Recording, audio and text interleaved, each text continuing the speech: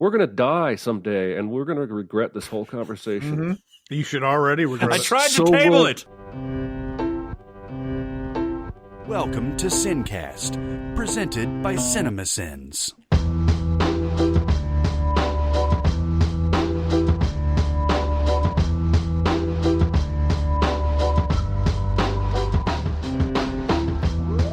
All right, everybody, welcome to the SinCast. This is Chris Atkinson from Cinemasins, joined as always by the voice of Cinemasins, Jeremy Scott. Bing, bang, boom.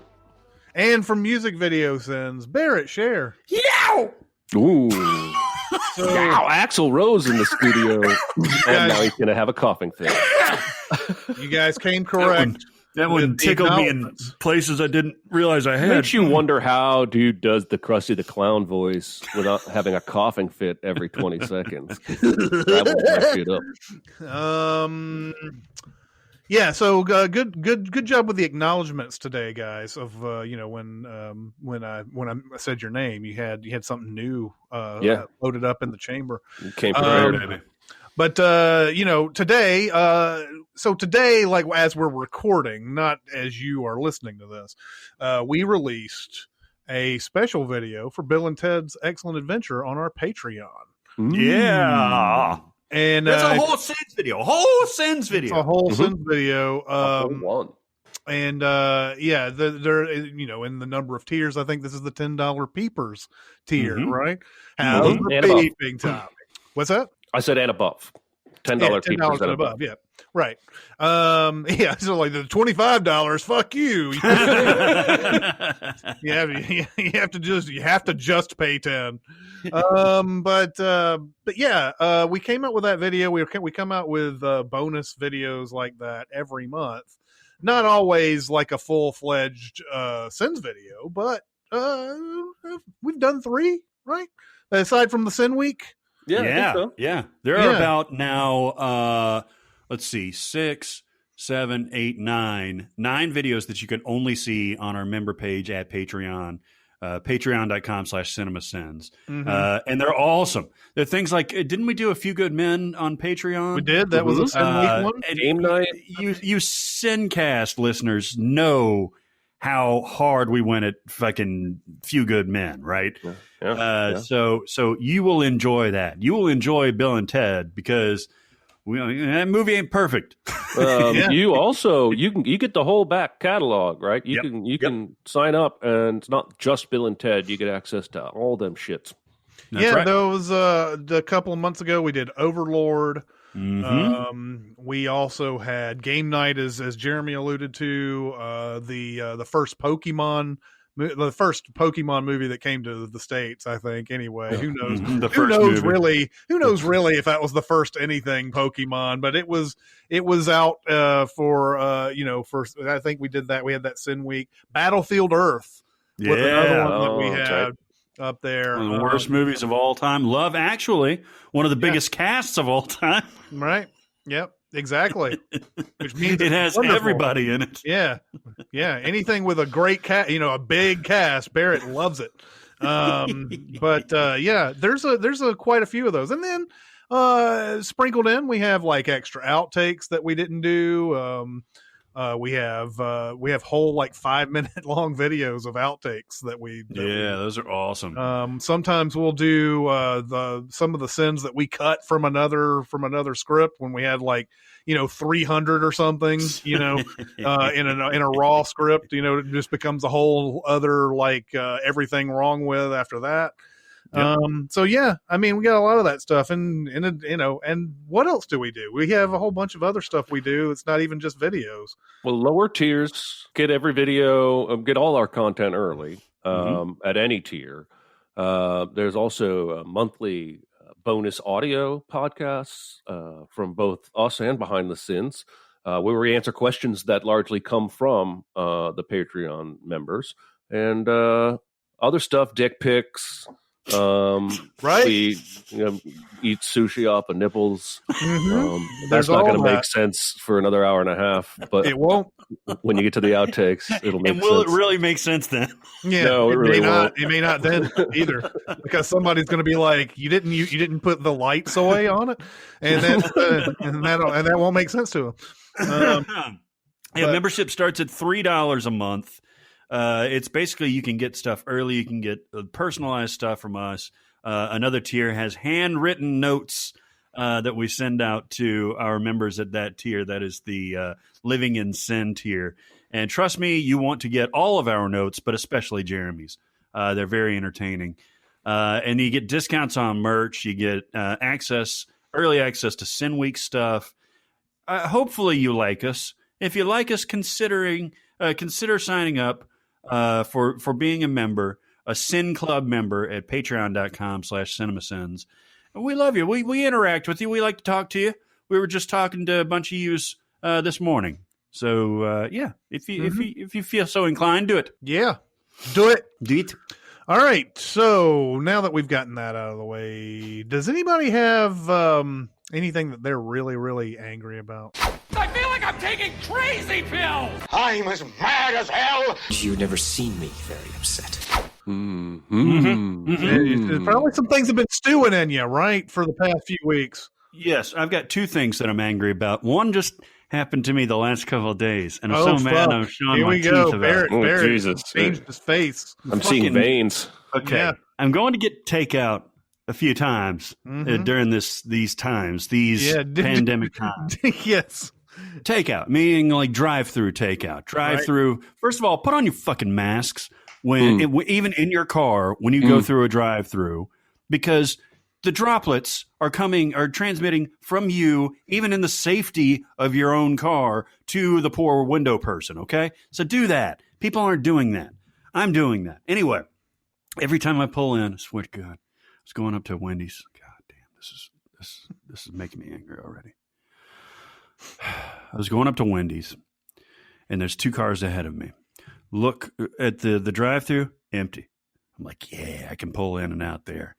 These two cars pull into the drive-in line right in front of me. Fine.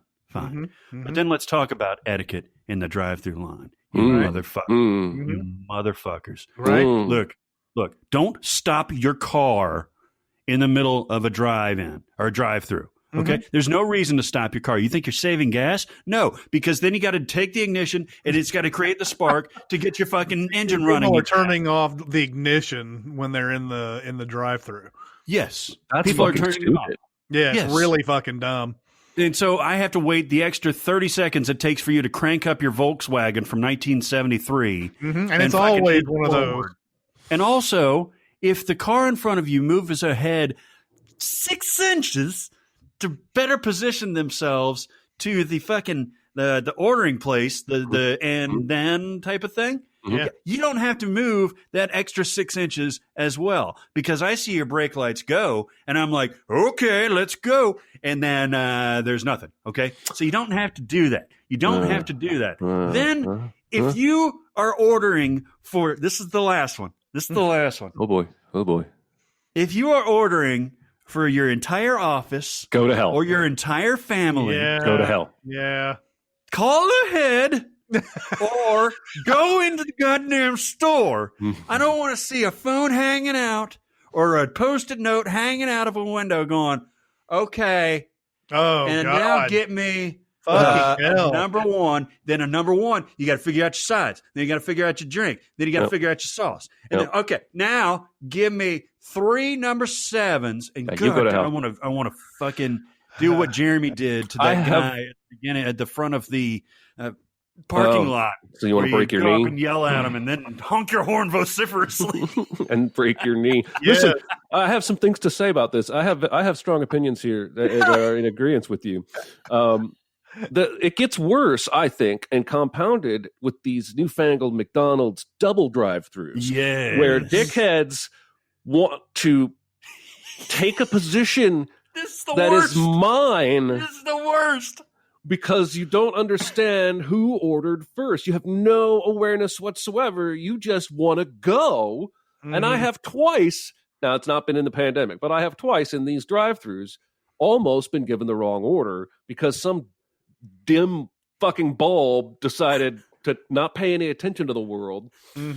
But the multiple orders thing, I haven't been to a Starbucks in forever since the pandemic. But when I used to go every day, there's nothing worse than somebody who's ordering 9 drinks at once for like a whole office. And it takes long enough for one of those things to get made. Well, and yet you fuck up everybody in store, you fuck up everybody in the drive-through, and it's the worst. Don't do it. Just don't do it. And you know what?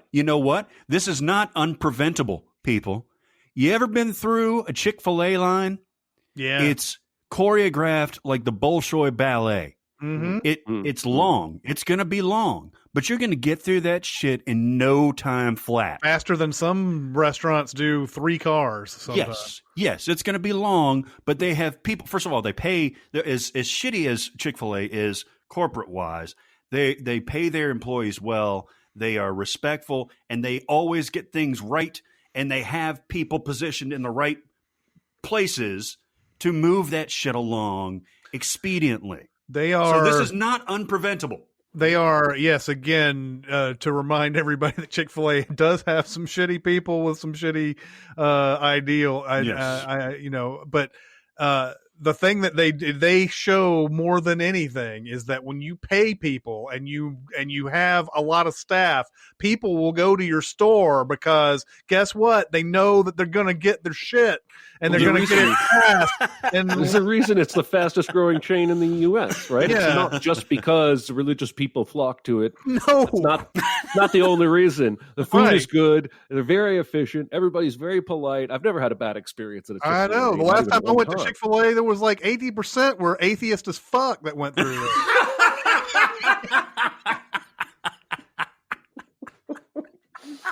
They had a bumper sticker and everything. Yeah, I need that on a shirt. I'm atheist as fuck, and I'm only going to wear it when I go to Chick-fil-A. You know, it's funny. You know, you bring this up because, and this is not a rant as far as drive-thrus are concerned, but it was just one of those things that it just kind of sucks. I'm sure you guys have been through this before, but I was coming away from your house because I was delivering your thank you cards to you. And, that you can get on Patreon, by the way. Yes, that you can get on Patreon. But I was like, all right, I'll break down. I'll go to fucking Wendys. I didn't really want to. I haven't been to a Wendys in forever, but I was real hungry and I wanted to do it. So like, I'm in Barrett's side of town, and I'm like, oh, this is where you turn for the Wendys, and it wasn't the place where you turn. Nope. There's like 3 turns right in a row in that area. So I went in and I was like, oh, well, surely I can get to the Wendys from this place. No, because everybody blocks their shit off for some reason I'll never understand. So I was like, finally got back onto the road to turn right so that I could turn right immediately after that again. And I was behind like 2 cars, and those 2 cars turn, and I'm like, cool, we're going to Wendys now, bitches. And then like both of those fucking cars, both of them went into Wendys. I was like, exactly what is the fucking chances? And that is a poor Wendys. There are good Wendys out there. Jeremy used to live next to a spectacular Wendys, and there are some iffy Wendys, and I got one of the iffy Wendys. Yeah. And God, what I thought you were going to say, Jeremy, is not only the ones that are oblivious on the double line, double line for McDonald's, it's the ones that are aggressive about it. They're saying, I got mine later than yours, but I'm going to get ahead of you, and they will force their way in to where you either get into a low-speed wreck going 1 mile an hour, or you or you just stop and let this Yahoo through. Yep. So that's fucking crazy. It is. I'm going to bring a happy spin to the rant section today. Oh, please. I'm going to rant about something that I fucking love. Oh, shit. I don't know how wide this goes across the company, but the Krogers in my area, and we are predominantly Kroger and Publix in my area, with a few mom and pop independents. We don't have any Whole Foods anywhere near me. I'd have to go downtown to Nashville to get to one of those. Anyway, we end up shopping at both of these places, Publix and Kroger, just by nature of various products that only one store carries. And Kroger has been doing this thing for a year or two now, where they pre-cut. Have I already ranted about this? No, they pre-cut a dozen or so deli meats and cheeses in the morning. And then they pre-cut a dozen or so boar's head deli meats and cheeses, and they have this big wide-ass cold case outside the deli where during a pandemic, I don't have to go stand in line 6 feet apart from people. I don't have to talk and expel aerosol things to a deli guy to slice my meat. I don't have to interact with strangers. I can literally walk in, boar's head ham, great, got it. Kroger brand turkey with pepper in it, got it, boom, and I'm out the door. And Publix doesn't do this, I have not bought lunch meat from Publix in a year because of it. And this is important to note because you could get pre-sliced Pepperidge Farm or whatever it is in the other part of the store.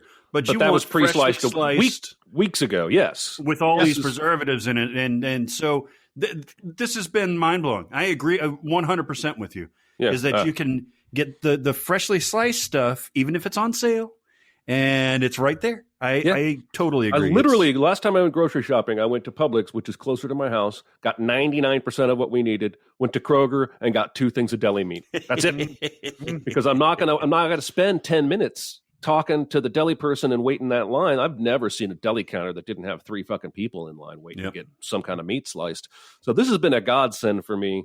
And I wanted to happy rant about it and let people know if you have a Kroger in your area, see if they're doing it. My guess is it's company-wide. If you're out on the West Coast, that would be Ralph's or King Louis, whatever, F and R.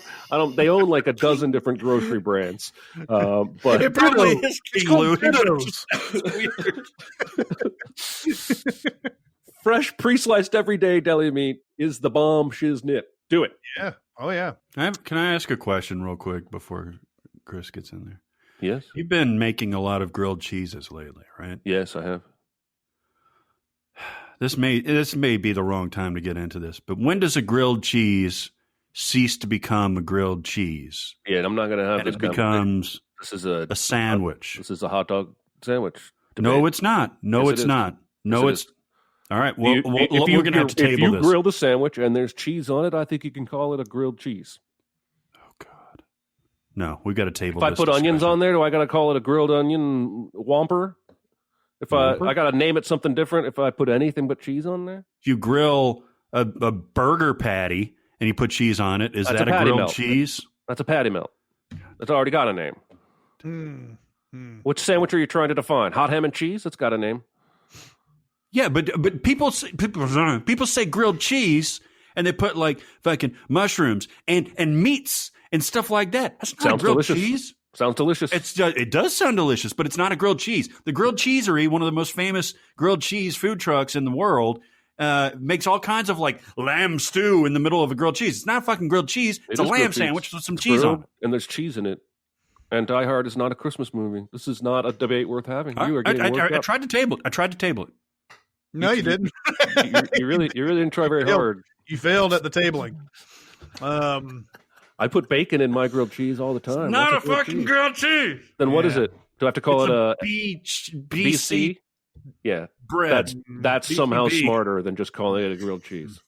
I get it. I think you're on an island, brother. Should have I love cheese. It should just have cheese. It's a bacon sandwich. It's a bacon sandwich. You're being elitist about like a common food. Like there's no reason to do this. It's not elitist. You have the same part of the common man. You have the same opinion about mac and cheese? If I put anything extra in mac and cheese, is it no longer mac and cheese? Mac and cheese has a structure, though, of if it's primarily mac and cheese. So primarily grilled and cheese. I can put onions or bacon in there. It's still primarily a grilled cheese. This is like, we're going to die someday, and we're going to regret this whole conversation. You should already regret it. I tried to table it. So will the listeners. Let's move on. Let's get into something light.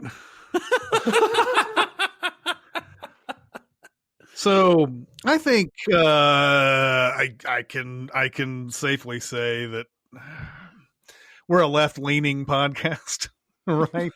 I believe so. I think that people probably realize that by now. Yeah. We have conservative listeners and everything. There is one thing though that that has come up recently where I'm like, no, you guys keep changing the fucking rules, and I don't want, and in this case, something that would be against me, quote unquote, is something that I'm actually like not getting in a furor over like a lot of people are. 4 years ago, Republicans very wrongfully did not put a vote to Merrick Garland for the Supreme Court. Very incorrectly. I feel like, they're the reasoning behind all of that. And yes, you can go back. There's been other arguments about this in an election year. You shouldn't do such and so forth, whatever. If the election, if the year the president is his president doesn't matter, then why do we even care? Like what that, why do we even care? Like, why do we even allow a president to be president in that election year if they're not allowed to do the things that they were elected for? So Ruth Bader Ginsburg dies, and that was awful. That was just an awful thing. Obviously, if you're left leaning, you were hoping that she could hang on for a while. And the, of course, Donald Trump has nominated his judge, and there are a lot of concerns about her, and I guess rightfully so. But all these same people who were, back in 2016, the Democrats who were trying to get Merrick Garland in, have suddenly gone into the whole "we can't do it during an election year" argument. And I'm sorry, if it was wrong then, it's wrong now. And I don't care if we're getting a judge we don't want on a Supreme Court. That's not the way things work. A whole separate argument is whether or not whether Democrats have been represented on the Supreme Court in the last 20 years, because it seems like every time it's time for a court opening, Republican president is sitting there, and it's like George W. Bush got 2 judges. Donald Trump, who did not win the popular vote, has got 3 judges now. And then the Democrat, when Barack Obama's in office and he wants to fill an opening there, he's denied. He did also get 2, but he still. Did get 2. Yeah. But this whole thing about the election year, if the president is not the president in that year, and if you want to change something in the Constitution that says that president's actions don't matter anymore in an election year, then let's go ahead and do it, and then just have everything up to a popular vote at that point. Just everybody just votes on. So I don't know. You can't vote somebody in for 4 years and say, "Oh, his decisions don't matter in the last year." Yeah, this is the clearest evidence that I've seen, despite what a crazy ride this year has been, that neither side is really working for us. They're working against the other side. This is the very definition of whataboutism, right? Like, and it happens every day, right? Like, you see Joe Biden make a flub and the right make fun of him for being old and having dementia. Like, they don't even see any flubs that Trump does. Yeah, it's crazy. Or they find Biden saying, "Applaud for that, you crazy bastards," like Trump didn't say grab him by the pussy. Like, we put on blinders at this point, and now we're just trading punches back and forth, and the rules absolutely don't seem to matter. Trump has gotten away with a lot of stuff that would have gotten Obama in a lot of trouble, and now both sides have lost sight of the rules when it comes to the Supreme Court. Yeah, and I agree with you completely. I don't particularly want another conservative judge on the court for my personal politics, but the rules are the rules, and if we stop following them, that's where everything falls apart for me. Not Trump is evil or has undone yada yada. Like, if we literally stop following the rules, both sides, then I got no one rooting for me anymore. I got nobody in my corner, right? It's every man for himself. Jesus, I couldn't agree more. You can have tons of arguments about what's fair and everything, and I can totally get down on that. But just I feel like these things should matter, so that when it comes up again, when your side is the one that's in power and everything, you don't have somebody saying, "Well, we really have been doing this in the past, and there's nothing in the Constitution that says you can't elect push somebody forward an election year. Donald Trump should be able to do that January 19th if he wants to. If you're going to allow them to have people, if you're going to allow people to serve until January 20th. I will never understand this whole it's an election year thing. It's all maneuvering. Yes. And then there's, the other part of this is that, and you've always got to think about what each time you do something different is going to change things further down the road. A lot of talk has been about court packing and everything. And I understand that. Hey, there's nothing against court packing. But if you say, I want to put 4 or 5 of my justices on there, by the way, I want a judge who is just looking at the law. I don't really want them to be like, I'm going to do my liberal shit or my conservative shit. I want somebody to look at the law and go, well, look, it says here that this is how I interpret it. It's not, well, in my personal beliefs or any of this bullshit. I want somebody to do that. Anyway, court packing is another thing. If you add 4 or 5 more justices who are like, okay, these are liberal justices, guess what can happen the next time? You have a Republican president and Republican Senate. They're going to add 8 more judges. Exactly. Yeah. It never ends. Somebody has to turn the cheek. Somebody has to make rules that are unbreakable at this point. Somehow, some way, it's enforceable, where you can't be Mitch McConnell and you can't be that person who says, we're going to do it this way this time because my pussy got hurt in 2000 about something. And I think he has a cloaca. He does have a cloaca. Actually, should I change that? Should I not say that? No, that was beautiful. He's not listening. Yeah, no, I'm just saying, like, it's not like, it's not like wrong to say that or whatever. No. That's what we keep doing. I think, you can look at a lot of different conflicts in the world and everything, and it always comes down to, well, they did this, so I did that. And so, these people did that. And at some point you got to turn the other cheek, or else you're just going to keep on doing this back and forth. And everybody is fucking suffering because of this kind of tug of war that keeps going on over and over again. Eventually you got to turn the cheek.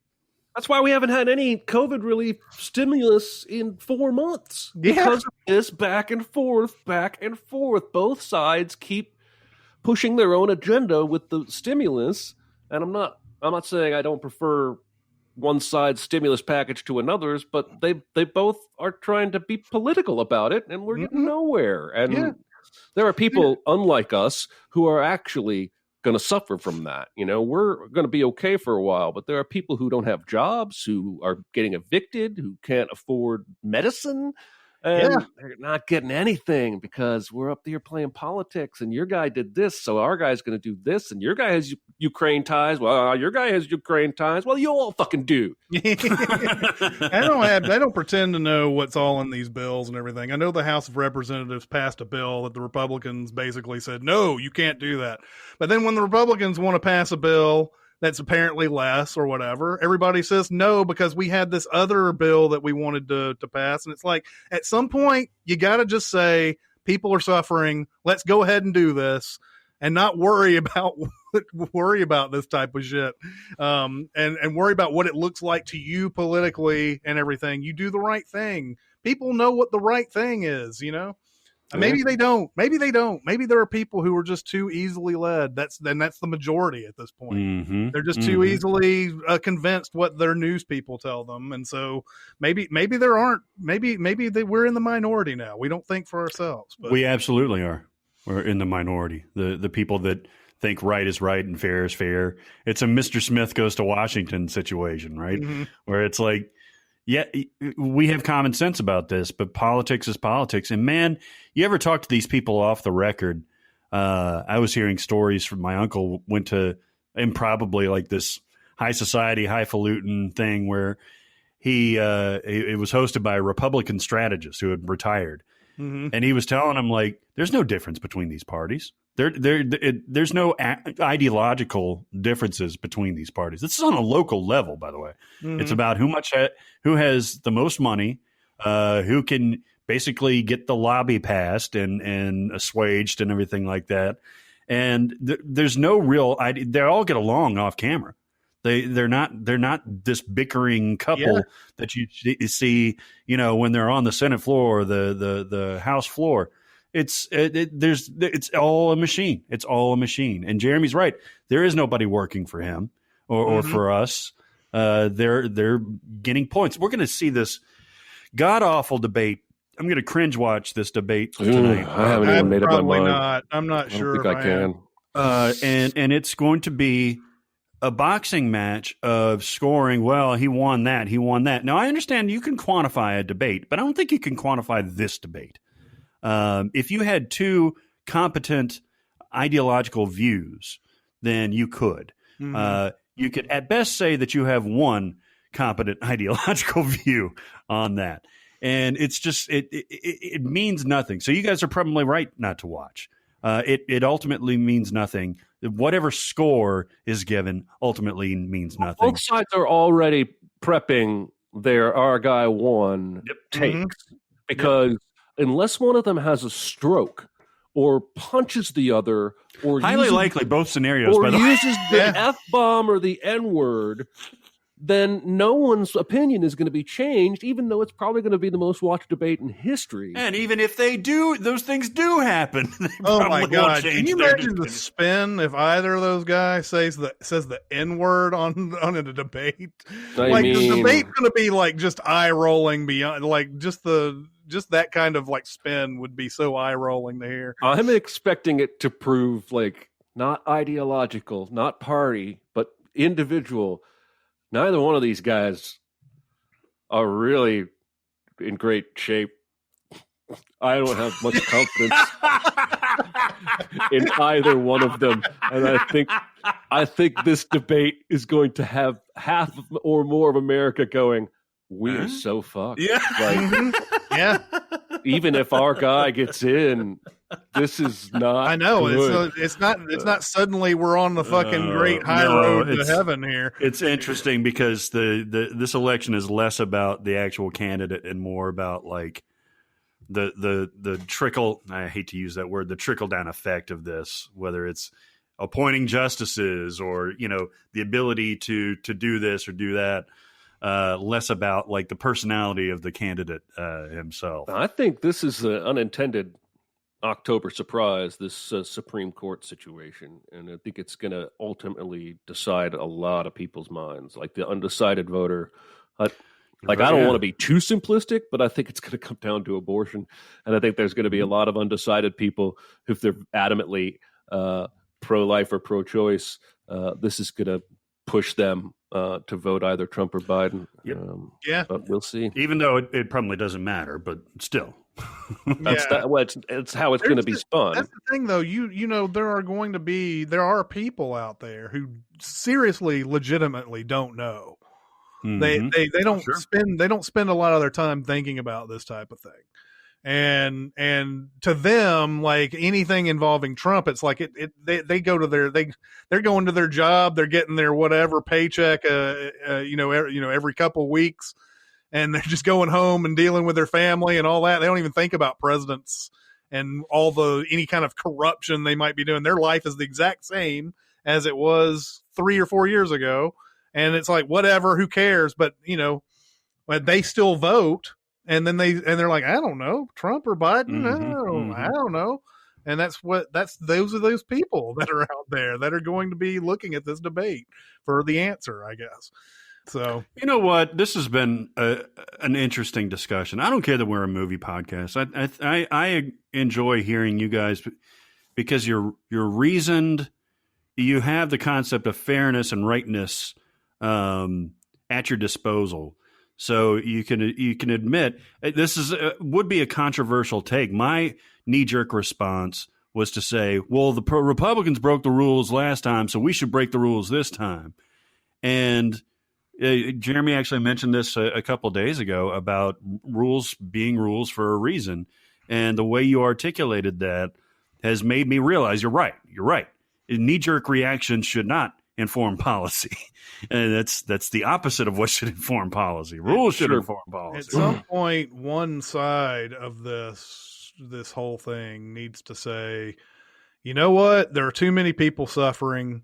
Let's just go ahead and go about our way of doing things. And we have to win over people with policy more than trying to win them over with this rhetoric and these big, these big emotional debates. At some point you can't keep getting, what I mean is you just can't keep getting back at people over and over again, because eventually, it's just going to keep happening.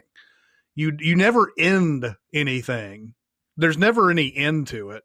No matter what you do, if you're trying to get back at one side or another, you're going to get a lot of that coming back at you when things change, when norms change. Here's the thing that I keep thinking about this election is like, maybe beyond my own hopes and whatever, I think Biden will win this election. And if he does, 4 years are going to make a lot of people complacent. They're going to sit there and go, we won, we got Donald Trump out and everything. And they're not thinking about, there's so many other Donald Trumps out there right now who are going to want to run for president. There's so many more. And they're excited to get him out now, but how about 4 years from now when somebody who's not even as brash as he is, but has all the same fucking ideology as he does comes in? And he comes, that's even worse, because that guy's going to be doing everything sort of by the book, kind of. He's not going to be sitting there saying a bunch of shit like on TV. He's not going to announce himself as this brash person, but he's going to do all these fucked up things behind the scenes. And there's going to be people who don't have any problem with that guy at all when that happens. Yep. So that's what I worry about this, is that Biden may win, but 4 years from now, everybody's going to be like, yeah, we won. We don't have to worry about Trump anymore. You may have to worry about Trump in 4 years. You know what I'm saying? We don't even have to vote. Yeah. Okay. Well, that's the end of the podcast. Well, thanks for joining us today. We are going to talk about movies today. Promise. We have a topic today. We're going to be talking about kids' movies that are actually good. And that sounds really, really reductive.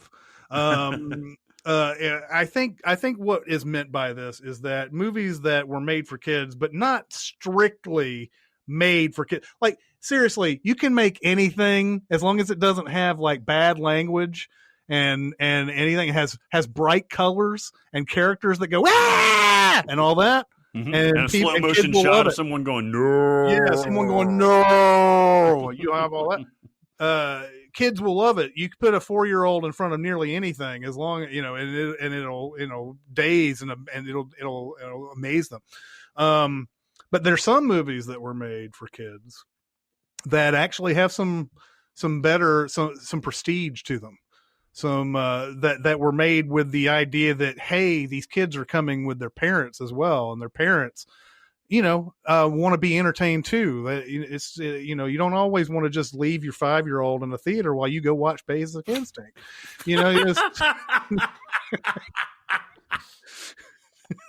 Wow. You don't always want to do that. You can do it a few times, but not all the time. Basic Instinct. We thought that we would talk about some of these movies. What are examples of these? And who wants to start us off? Well, for me, it was more about, because I think if we hadn't refined it the way we did through email, just kids movies that are good, well, that's like 3/4 of Pixar, and we'd be here all day.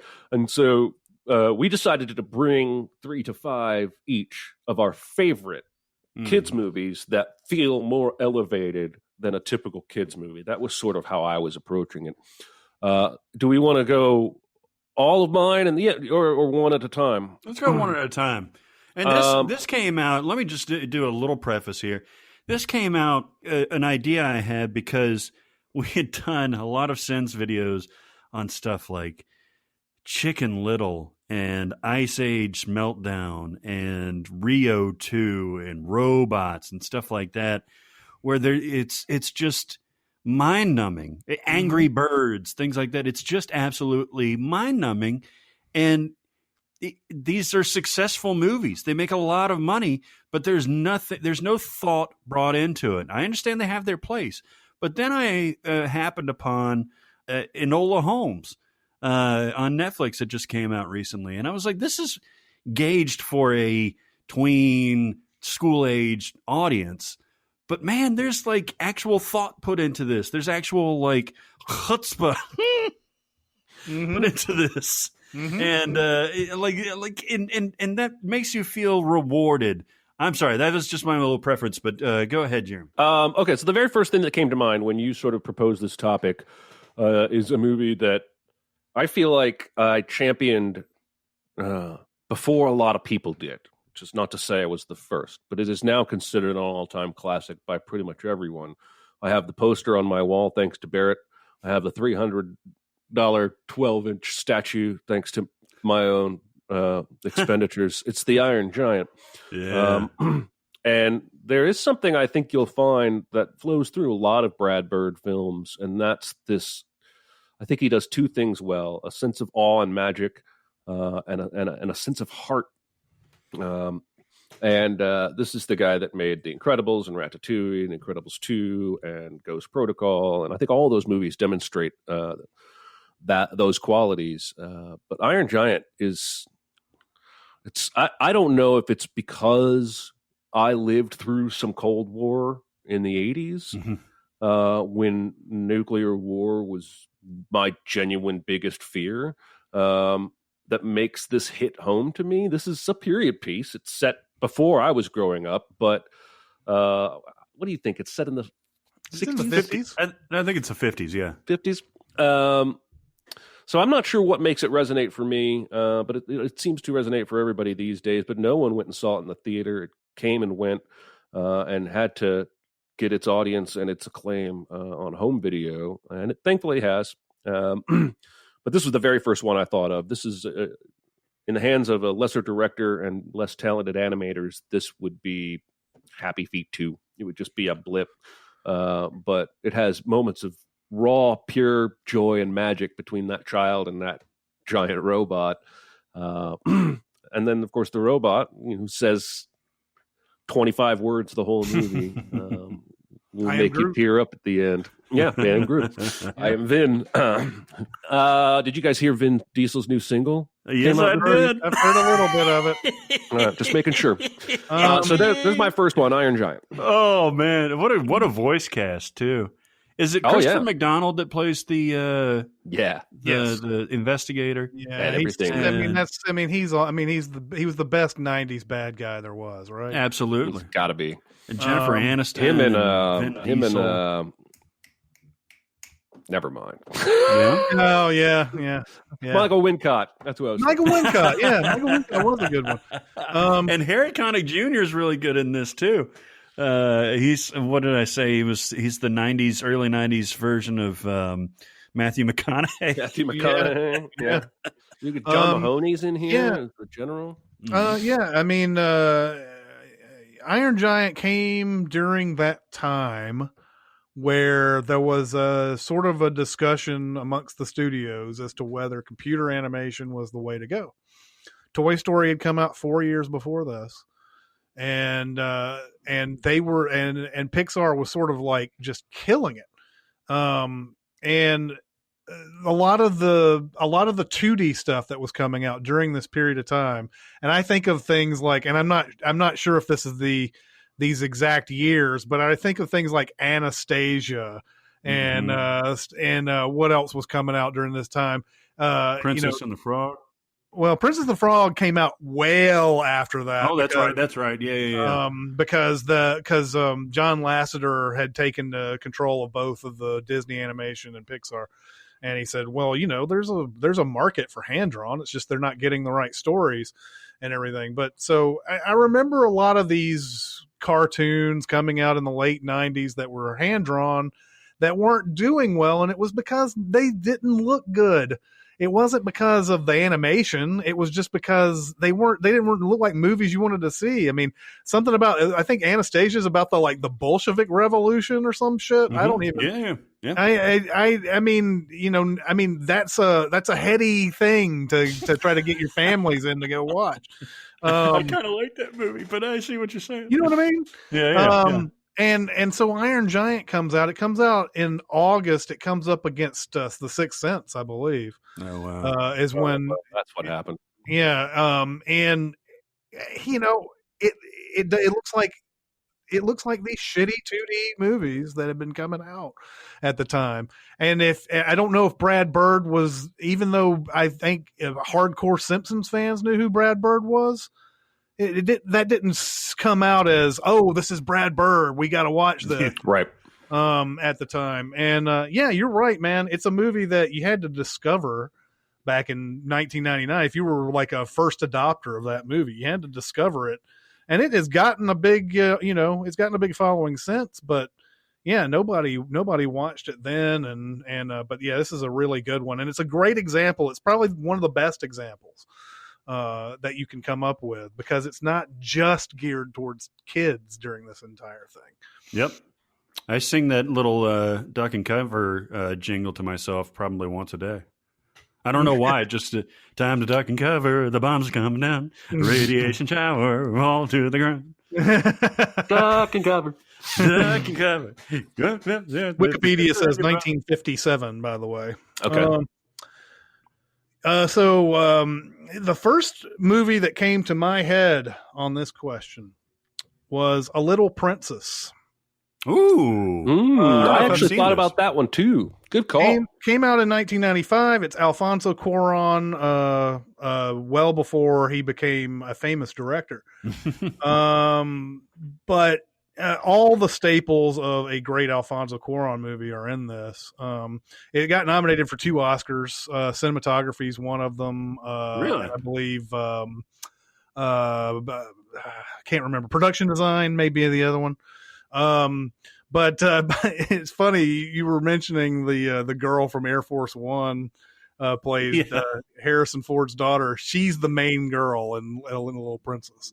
Wow. It's so funny that you bring her up, and then my first answer to this is a movie that she's in. She's only been in 3 movies. And then retired to become a billionaire. Yeah. A Little Princess is about a girl who, her father, played by Liam Cunningham, Sir Davos to many of you, he is unrecognizable in this because he's completely shaven in this. So it's like, I was like even down there? Down there, even, yeah. It's called A Little Princess, man. There's a scene where he's using only a lower mirror. I give up. There's no hand on that? Today I am not the worst one of us. True. Very true. But she and her father live in India, and I guess the mom has died. I can't remember the reason why, what she died of or anything, but it's just him and her, but he has to go to war. And so he takes her to New York, and she's put into this all girls school, like / house type of thing. And so she's already very like well educated and everything. She's smarter than everybody in the room already. And one thing that I love about this movie is that there's not a part where she's the outcast for like 15 or 20 minutes of the movie, and you sit there and go, I hope that she can finally win all these other shitty girls over so that that she can finally live in this place. No, it takes her all of about 5 minutes to start winning people over in this movie, because she's imaginative and she's nice and she's caring and all of these things that these girls apparently have never had to deal with in their lives. Have never really felt like any kind of true love, really.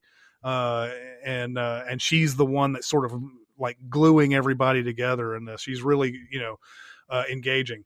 early on in the movie, we see Liam Cunningham out on the battlefield, and we're like, oh no, did he just die? And then somebody comes to the school and tells the headmistress, who's the evil headmistress, of course, that her father has died. And so with no one to pay the bills, she becomes the help, basically, in the school. And there is another actress in there, another child actress in there, who is the only black person in this entire school, and she's the help as well. And but even this girl, this new girl, treats her like everybody else, thinks of her as a sister, all of that type of stuff. She's wonderful. This main character is. That movie is just absolutely fascinating. I don't think people talk about it too much. It's 25 years old at this point, but I think it's fantastic. It's something that deserves to be out there, something that people talk about regularly, especially now that Cuarón's got this reputation as a master director. Go back and watch it, and I know Barrett loves him some Great Expectations as well. I do. I've seen everything he's done except for this. I don't know why I haven't seen this. I mean, it's not a movie that you immediately go, well, Alfonso Cuarón did that, and it's not really a movie that people think of. It's one of those very minor family films that came out, like it just came and went. And it got a couple Oscar nominations, and then it left everybody's consciousness. But it's really good, really, really good. And and to think that this whole cast, except for maybe like 2 or 3, there's like maybe 4 roles in here who are men in the entire thing. Anybody of any age, of any gender or whatever can go in and watch this movie and be delighted by it. It's not for just little girls or just, this subset of people. That's what I'm talking about. With that encapsulates this topic is, even though it's geared towards a certain audience, it can be enjoyed by anybody. I'm totally going to have to check this out. I like me some Cuarón. I'm going to start not with a classic. I'll get to a classic in a second. But I did want to shout out Enola Holmes, which I just caught recently, just released on Netflix maybe a week ago or something like that. Yeah, it wasn't long ago. Have either of you guys seen this yet? I haven't. I'd seen ads for it. Actually, IMDb had that same publicity photo of Millie Bobby Brown with the bow and arrow or whatever. They had that up on IMDb for like 3 or 4 weeks before that movie came out. Oh, wow. I thought it was a series that was coming out. Actually, I didn't think it was a movie. Yeah, Netflix doesn't never really tell you one way or another. No, right? Considering that they make both, it would be nice if they say, like, they put that up front. That this is what what it's going to be. But yeah, I'm hearing it's great. I'm glad they didn't do a series. Now they may end up making a series of movies with her, and they set that up very, very well. This blew my mind, man. I had a smile on my face from the start to the finish. I heard that it was getting good reviews. Loved Millie Bobby Brown in Stranger Things. I don't know if I've seen her in anything else since then. I mean, unless you saw that last Godzilla movie that came out. Oh, I did. Never mind. She certainly wasn't the problem. Hell no, she was. But man, what she's allowed to do, by the way, 16 years old, the range that she has, the timing that she has, the expressions that she has is otherworldly. She is adorable in this movie. She's precocious in this movie. She breaks the fourth wall frequently in this movie, and it works perfectly, even if it's for an expression. There's one time, and this is not a spoiler, there's one time where she's getting attacked, and actually somebody's holding her head in a bucket of water, and she makes believe that she's drowned. And right before she comes out of the water, she winks at the camera underwater and then gets up and like kicks this guy's ass.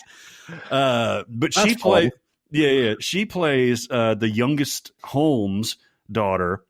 There's Sherlock and Minecraft. Yeah. I can tell what's populated my home recently. Mycroft is the older brother, and that relationship is explored the a lot. Sister of them, or yes, she's much younger. She's just turned 16. Sherlock and Mycroft have gone off to do their thing. Mycroft with the police, Sherlock as a detective, and they've left her with her mother. Her mother is played by Helena Bonham Carter. And her mother and she are just sprites, basically. They do whatever they want to. She teaches Enola how to fight, how to defend herself, how to like all the works of literature and things like that. So she schools her on her own. And she is portrayed as just about, if not more, brilliant as Sherlock. Now, who's coming along to play Sherlock? Sherlock's usually been played by somewhat dowdy people. Then there's a Robert Downey Jr. Then there's a Benedict Cumberbatch. But there's never been like a super hot Sherlock until now. Because it's Henry fucking Cavill. The chin that will end all chins. That's true. If it weren't for Millie Bobby Brown, I can't say she steals the movie because she's the title character. If she doesn't own this movie as hard as she does, Henry Cavill may steal it because he's fantastic. Now, there was a weird snafu I think I read about the Sir Arthur Conan Doyle estate suing this movie for portraying Sherlock as being emotional, and that would never happen in Doyle's books.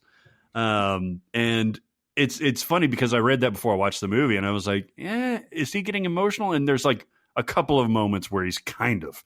But otherwise, it's a very good Sherlock Holmes performance. And the movie ain't about him, which I like very much that it featured him, but it wasn't about him. It wasn't about her needing his help on a final clue or something like that. She figures this shit out on her own. And she's smart. She's resourceful. She's the whole thing. It's a tiny bit too long. It's a tiny bit towards the end. The pacing is off a little bit, but it's saved by a really cool story, great visuals, great direction, and unbelievable performances. I would highly, highly, highly recommend. This is the essence, just like Little Princess, what Chris was saying, of what I was thinking about kids' movies that really reach for something else. And I'm glad I watched it. I recommend everybody, no matter your age, gender, whatever, you will enjoy it. I intend on watching it at some point. I am interested in that, most definitely. Oh yeah, we gotta go another couple rounds, right? Let's do it, baby. We got stuff. All right, I want to talk just a wee bit about a little movie called Muppets Christmas Carol. You sound like a preacher warming up. Yeah, I am for a big old sermon.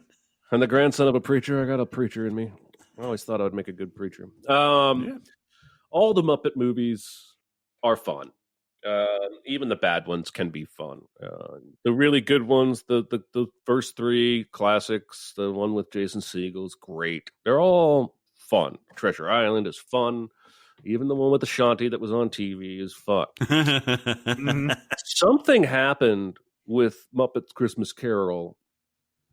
And there's extra magic here that even magical Muppets can't touch in other movies. And I think a lot of it has to do with Michael Caine, who plays this role absolutely straight.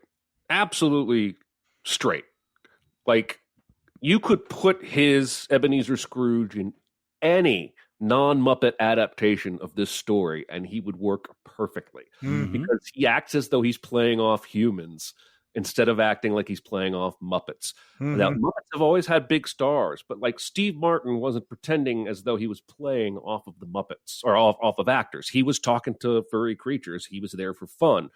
It's like Michael Caine saw an acting challenge instead of a cameo in a fun Muppet movie, and he fucking brought it. Yeah, he did. if you watch the extended version, especially where there's the whole song about the breakup with him and the girl that gets cut in the theatrical version, this guy will bring tears to your eyes in a movie with puppets. And it is the most distilled, least bloated, most punchy version of A Christmas Carol I've ever seen. And I grew up watching the musical version, Scrooge. My wife grew up watching the George C. Scott version.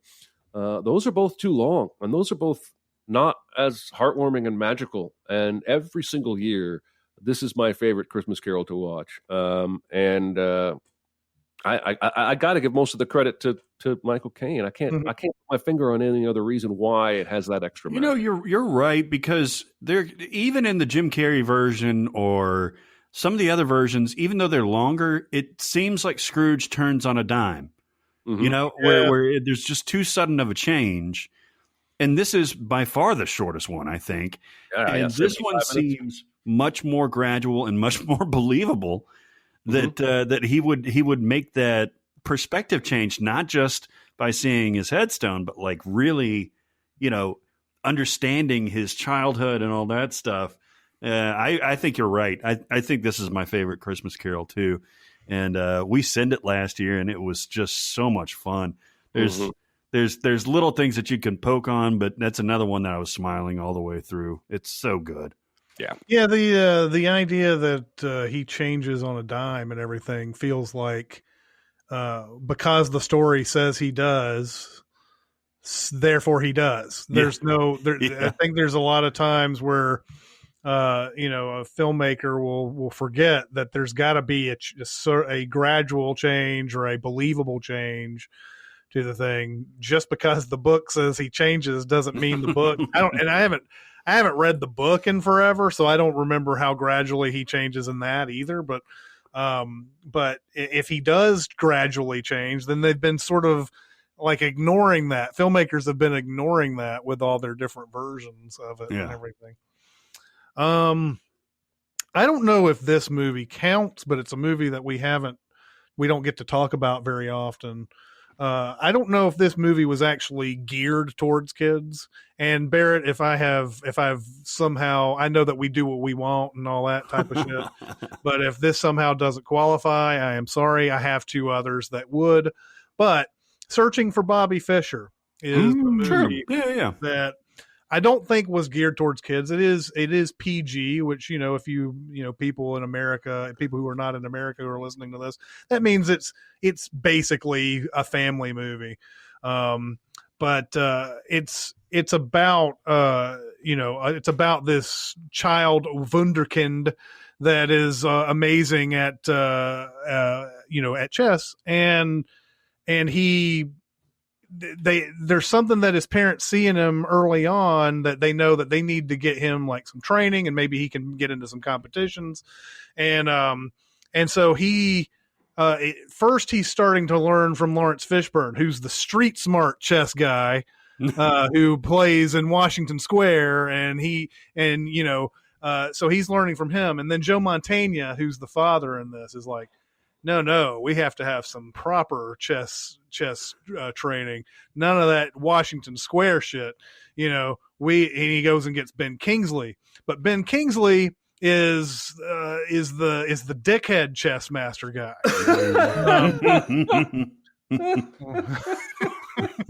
Pain, try prison. Exactly. There was a point where they're trying to get Ben Kingsley to say that in every movie. But yeah, he's the dickhead guy because he wants it's Josh Waitzkin, I believe is his name, the kid's name. He's trying to get him to think in that Bobby Fischer way, which only Bobby Fischer could think like Bobby Fischer. Yes, thankfully. Well, yeah, I mean, obviously other shit, sure. But yeah, there's a point where, the movie's saying, he just needs to be a kid, it's not all about serious chess and everything. And of course they've got the evil, kid rival that's in this movie. And so it's like he's not only great at chess and number one in the world, but he's got to be a dickhead about it. But yeah, Ben Kingsley at one point is trying to get Josh to think of in this, complex manner. And Josh is just like, I want to go outside. I want to go and play. I want to do all this other type of stuff. And Ben Kingsley is just like, trying to get him to do this thing, and ends up like throwing the chessboard across the room because Josh isn't paying attention. And Joan Allen is the the unsung hero of the movie, basically coming in and saying, because Joe Mantegna is so obsessed about getting him to be the best chess player in the world. Joan Allen says basically like, I will divorce you super fast if you decide to keep going down this road. I will divorce you, Joe.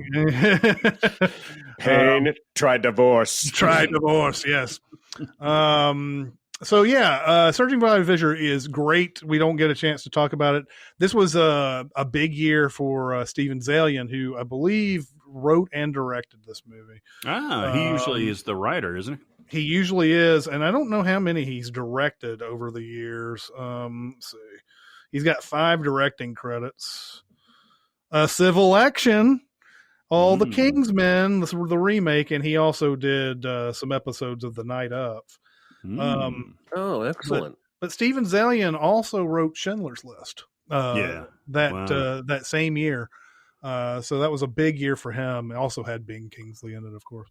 But yeah, that Searching for Bobby Fischer is a movie we don't get a chance to talk about, and it involves kids. It's not, I don't think it wasn't directed to kids, but it's a really great movie that families can watch. I need to check that out. I'll give you a chess trifecta, a chess film festival. Okay. You start out with Searching for Bobby Fischer. Then you go to Fresh, which has Samuel L. Jackson as the street smart chess instructor. Right. I believe even in Washington Park or Washington Square Park, but that's because that's where everybody plays chess. And then ended up with Pawn Sacrifice, a little underknown Tobey Maguire, Peter Sarsgaard, Liev Schreiber movie. It's about this movie. He's playing Bobby Fischer. He's playing an adult Bobby Fischer who's recruited to come play this Russian number one in the world, and that's Liev Schreiber. Boris Spassky. It's not outstanding, but I was highly engaged all the way through because he plays Bobby Fischer as a guy who maybe his parents were really hard on him when he was young and forced him into chess, and it fucked him up a little bit. And Sarsgaard is playing this priest who's good at chess, who's like basically his mentor, coach, handler. It's good. You should check it out. There you go. Yeah. I will definitely check that out. I saw Fresh, I think, based on your recommendation about 3 or 4 years ago. That was really I remember that. Yeah. Really good movie. That was good. Pawn Sacrifice was a Creed song, too. That's great. Pawn Sacrifice! Oh, wow. This Pawn Sacrifice movie was made by Ed Zwick. I didn't know that. There you go. He's got a good track record. He does. Zwicky. He's one of those unsung directors, Ed Zwick. I'm going to do the unthinkable and recommend a Disney movie. Oh, no. Dun, dun, dun. This is one of the most unusual Disney movies that I've ever seen, and it still holds up to this very day. This is a classic, and I've mentioned it before, but I haven't gone in depth with it. The Hunchback of Notre Dame. This came out in 1996. Yep. And this came out after Pocahontas, wasn't it? I guess that was the... I'm trying to remember. There was a period of time where Disney, when they finally got back on track making blockbuster animated movies, they came out with one every year. Yeah. I think after after they did Aladdin, and then they had 1 year, 93, where they didn't make one, and then it was Lion King, Pocahontas, Hunchback, Hercules, Tarzan. Tarzan was 99. God, what was there another one? Was 98 a miss? Emperor's New Groove? Oh, yeah. Emperor's New Groove came out in 2001, I think. Atlantis? See, that Atlantis is another one of those 2D movies don't make money anymore. I don't know if there may have been another year where they didn't They may have been 98. Might have been a year they didn't come out with one. I thought Anyway. 98 was 97 was when Hercules came out. You're right. Yeah. Well, anyway, Hunchback of Notre Dame is unlike any of those things that you were mentioning before. Beauty and the Beast, Aladdin, Pocahontas. Those are certainly not the same film over and over again. But they, have the Disney. It's like an MCU movie. You have an MCU sheen on it, right? Everything had the Disney sheen on it. And then they come out with Hunchback, and it is a musical in every sense of the word. Opens up with an introductory song from this wonderful stage actor that sings about the bells of Notre Dame. And the end of this first number immediately had me hooked. It was right as the title card comes up, and he hits this note. He's like, the bells of Notre Dame, except raise that like 2 octaves. Yeah, and it's like, holy shit, he hit that note full-throated. And oh God, this movie will knock your socks off. Obviously, it's not going to be a direct adaptation of the Victor Hugo work. In fact, Victor Hugo also was pissed off at Disney. Victor Hugo's estate was pissed off at Disney for not including his work as the inspiration. But this has got a great cast. Amadeus is Tom Hulse. Yeah. Amadeus. Yeah. Amadeus is the Hunchback. He's the Hunchback. Demi Moore plays Esmeralda, and a really fun turn by Kevin Kline playing the traditional hero Phoebus. But the real star here is Tony Jay, who's also a theater actor, playing Claude Frollo, Judge Frollo. And Judge Frollo has got a mighty boner for Esmeralda. And he doesn't like any different people. This is the Disney movie that introduced kids to their own horniness. Yeah, man. Well, yeah. Introducing your horniness. I'm just saying that I Want to Bone Her song was the most rawly sexual thing I had ever seen in an animated Disney film. Yeah. This movie is rated G. That's crazy. Yes. And obviously it was a different era and everything, but the themes in this, not only that, and there are some pratfalls and little friendly gargoyles played by Jason Alexander and a few other, and there are some Disney-fied stuff, but they go into the catacombs. There's infanticide. Frollo kills Quasimodo's mom on the steps of Notre Dame, and just absolutely fucks up. But the music, the cinematography here, there's one shot that they had never tried before. It's a little reminiscent of the Beauty and the Beast panning down dance shot, but it's when Esmeralda is being burned at the stake by Judge Frollo, of course, in front of Notre Dame. And Quasimodo fucking swings down on this rope, the impossible rope, by the way. It swings down on this rope and pans over the audience, and it's this spectacular shot. You want to talk about chills, man. When he finally grabs her and goes up to the right in front of the rose window in Notre Dame, holds her up and says, "Sanctuary, sanctuary, sanctuary," which is basically saying, you can't fuck with me because I'm on the church, motherfucker. It's giving me chills right now. It is an awesome movie. And in the terms of Disney classics that you see, I don't think this gets talked about as much. And yes, there's a Hellfire sex song that Judge Frollo unabashedly says, you're going to get up on this or you're going to die. Nice. And that shit got real. And yes, it did introduce us to our horniness. It was Mulan. Yeah, you motherfucker, because I was about to say that. I'm sorry. Did you hear anything I just said?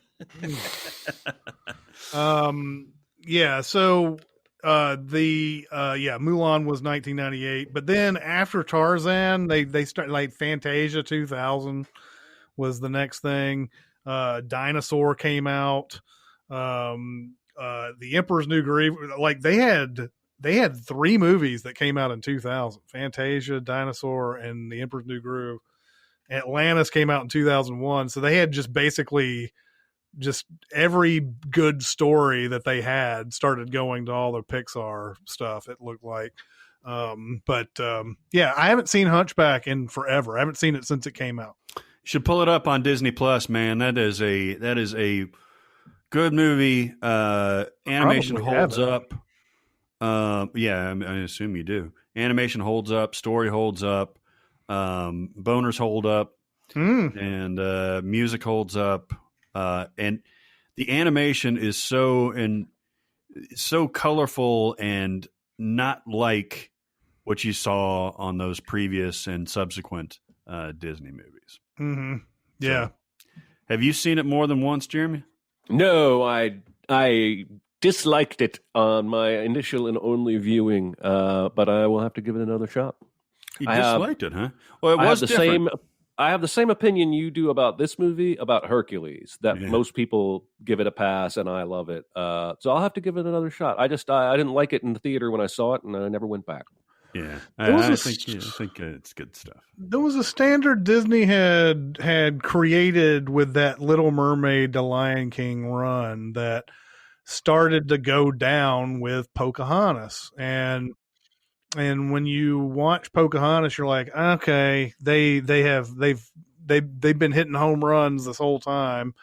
Now they've hit like a double, or and then Hunchback was just another one where it wasn't quite back to where they were before then, and Hercules was the same way. I mean, if you were actually, especially like me, was working at a movie theater at the time and was in that era, basically, you just started seeing these movies are not the best that it feels like that they could come out with. Where's all the Little Mermaid and Aladdin and Lion King and Beauty and the Beast stuff that you were coming out with? And it sort of just started to go downhill, but oh well, No, I'll take me a Hunchback over Aladdin any day. I'll take it over a Little Mermaid. Ooh, you just threw down the fucking gauntlet. Yeah. No, I think this is absolutely at that standard or better. Animation, song-wise, Steven Schwartz. It's only a little bit of horniness. Poor Esmeralda gets hit on by everybody. Quasimodo loves her, Frollo loves her, and Phoebus loves her.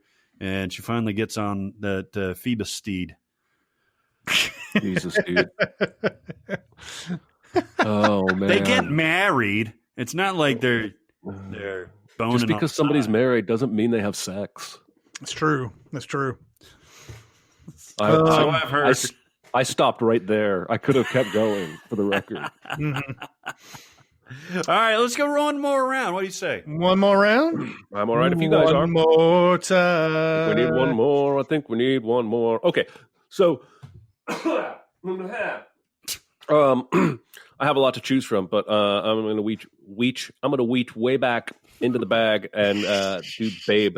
Such a good one. Not the John Goodman baseball movie. That was the Babe. Sucks. They dropped the for this one. They dropped the. Here's a little movie that I expected nothing from. Now, all I remember knowing going in was that the buzz was they have somehow created a technology that allows it to look like the animals are actually moving their lips when they're speaking. This is different, mind you, than what they're doing these days with the live action Jungle Book or Lion King, where they're creating entirely digital creatures. This was a real fucking pig, and they digitized his mouth. This was my first exposure to James Cromwell that I was aware of. And a guy that can often play a hard ass is charming as fuck. There's so much. Is this Australia or New Zealand where this takes place? There's so much local vernacular and charm to how they refer to themselves and the animals. I think he calls her mother, doesn't he? This movie's charming as fuck. The pig wants to be a sheepdog, even though he's a pig. That's pretty ridiculous, but he wants to prove him wrong. And those 3 little mice are like a Greek chorus that introduce new chapters of the film. And yeah, it just charmed the pants off me in a way that, like, I'm sure kids were delighted to see the Three Little Mice or the duck that says "Christmas is carnage" and flies away. I guess he must be a goose if he thinks he's going to get cooked. But but it's delightful to me as a guy in his 40s, even today. And, it's got a good message if you want your kids to get a good message. It's as G-rated as anything I've ever seen. And, it's a movie that way outperformed whatever bar had been set for it by the studio or even the people that funded it. It just way overachieved. Yeah. Best Picture nominee in 1995. I had to go crazy. Braveheart. This was filmed in Australia. I just looked at that on Wikipedia. Braveheart and Babe, basically same story, right? I'm sorry? Braveheart and Babe, basically same storyline. Yeah, even Babe, when he finishes the sheepdog thing, he turns to the crowd and he's like, "You'll never take my freedom." As he's being disemboweled. Drawn and then they cut him open right there. And then everybody has pork. And everybody's like, with this is a good hero. With his mouth full of bacon, James Cromwell says, "That'll do, pig." Yeah. I have heard, and I hate to say this that I haven't seen it, but I've heard that Babe Pig in the City, the sequel that George Miller actually did, is fantastic, and many think is better than the first movie. I have heard this. It's great. Mm-hmm. It is. When I saw the sequel, I remember thinking, "Wow, there's no way it should have been as good as it is." But I don't think it. I'm not one who thinks it tops the original, but it's fantastic. Right. Mm-hmm. Yeah, I think a lot of critics were glomming on to the fact that it was it was a darker tale or whatever. I guess I don't know if that's true or not. Pig in the City, was it darker?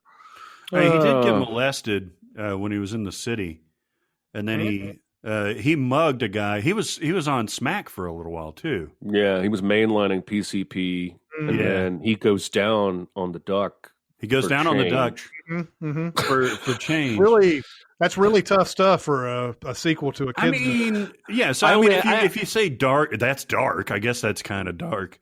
Well, I don't know if it was necessarily thematically dark, but it was sort of the way I don't know. I thought it was a darker sequel that was a little bit nuttier, a little bit looser. I don't know. That sounds about right. The thing is, as much as I love this original, I only saw Pig in the City once, so I can't really speak to the darkness or the Pig BJs.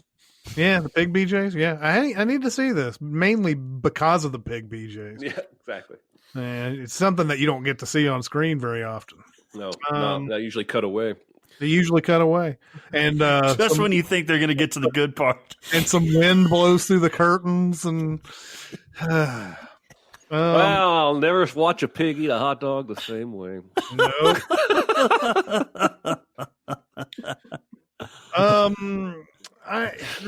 There are two. Okay, so there are two movies I had left on here. One I know very well, and one I don't. I used to watch it all the time. I'm gonna name this one because I've said Neverending Story a bunch. The Secret of NIMH is a movie that we have discussed a few times, but I haven't seen it in forever. But this was a movie that back in the early days of my family getting HBO, this was one of those movies that I would see over and over and over again. And, in the 80s, again, we talk about how people who made family movies gave zero fucks about whether they scared you or not. There was no idea. This of everybody is a special little snowflake and all that bullshit. It was, it's like, hey, we're going to tell the story and we're not going to swear in it. We're not going to have any sexual situations. Might be a tad bit of violence though. And Secret of NIMH is one of those kind of movies. A lot of danger and scariness in it. But it was so good. Don Bluth back in the day, man, Don Bluth was making some great counter to the Disney. I don't know if was Don Bluth part of Disney though. No, he was always, I think, maybe way back in the early days. But all of his films were like rivals to Disney. Yeah, I think they were rivals, but I don't know which studio came out with the Don Bluth. Fox? Maybe it was Fox. Yeah, I know Fox did Anastasia, and I think he produced that.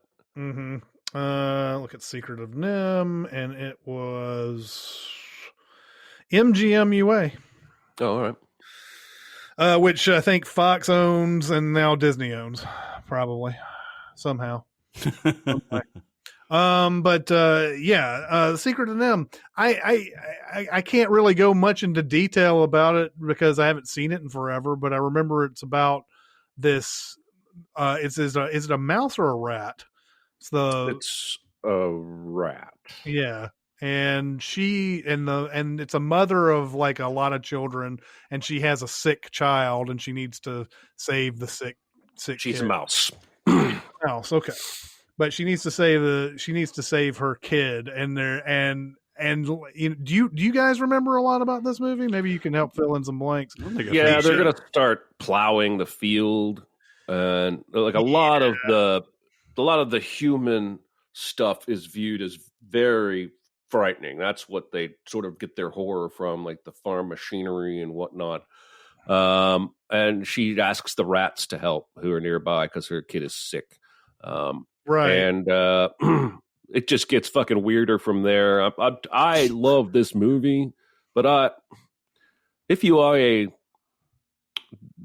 drug partaking individual, that will only increase your enjoyment and appreciation of this movie. It is a fucking trip if you are a little not sober. I'll tell you that much. I definitely need to experience this movie this way. I believe is the owl named Nicodemus in this, because that's Derek Jacobi. Yes, he is. It's the owl's Nicodemus. He's wise, and the owl scared the fuck out of me when I was a kid. Because there's always this danger of him killing Miss Frisbee in this movie. Mm-hmm. Because owls and mice don't exactly get along, and she's got to ask him like some questions, and there's like this constant danger about that scene, because at any time he could just be like, fuck it, I'm hungry, I'm gonna eat her. Fuck her and her sick kid. Jesus. That would have probably sent it to a PG.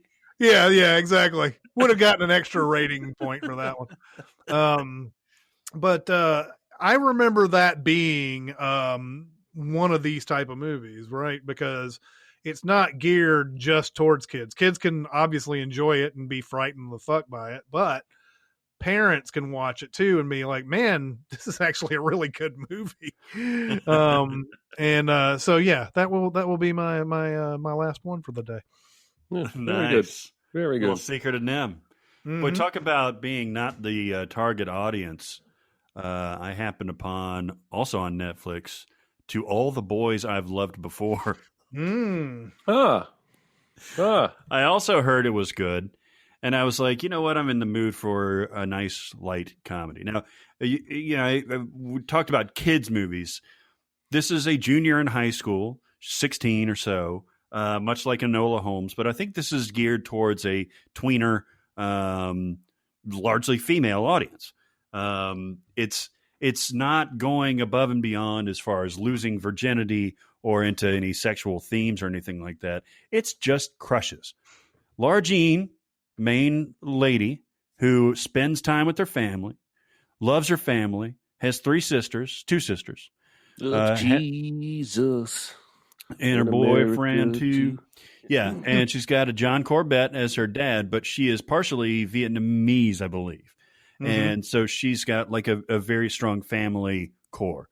Every time that she crushes on a dude since like she was 6 years old, you could crush on a dude at 6 years old. I had crushes at 6 years old. Mm-hmm. She writes a letter to them, and she says this. She puts all her feelings into a letter, puts it in a box, puts the box away. She has another crush. writes a letter, puts it in the box away. Eventually, she's got, I don't know, 6 or 7 crushes stowed away in this closet. And her little sister, who's a little bitch,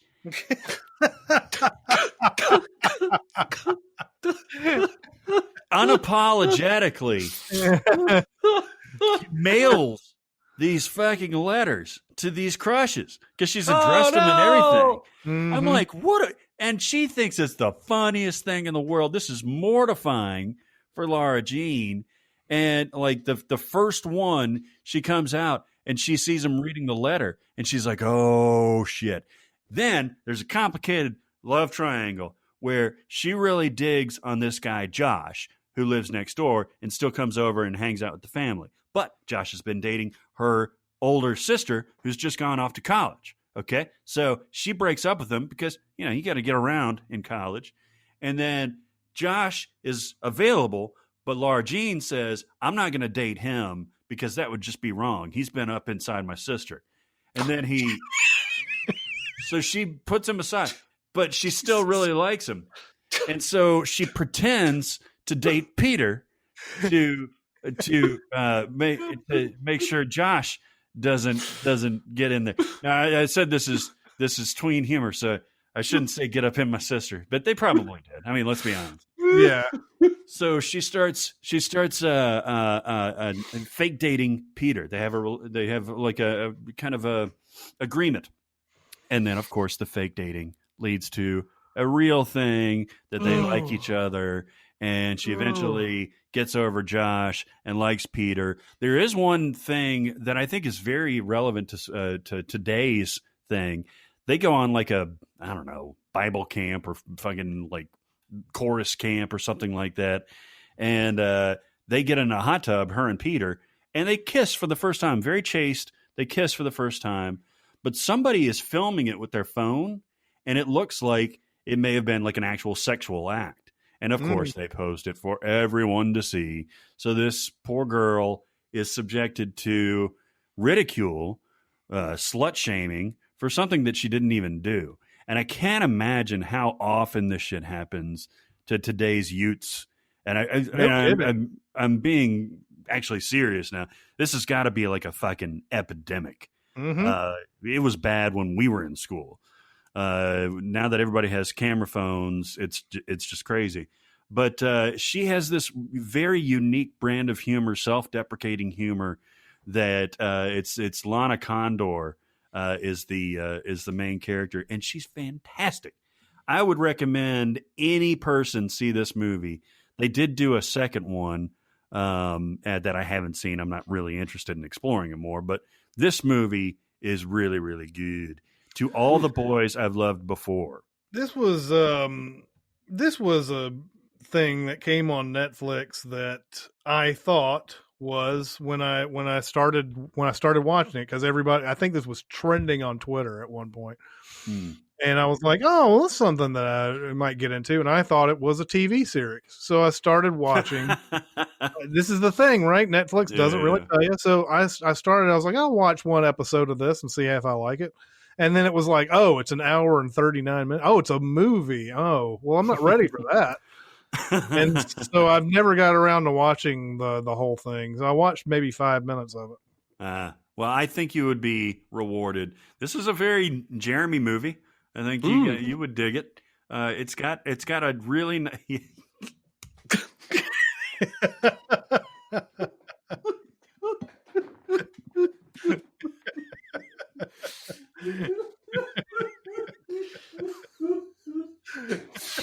I like how wide you went with it, by the way. It's your fault. It's your fault. It's your fault. No kidding.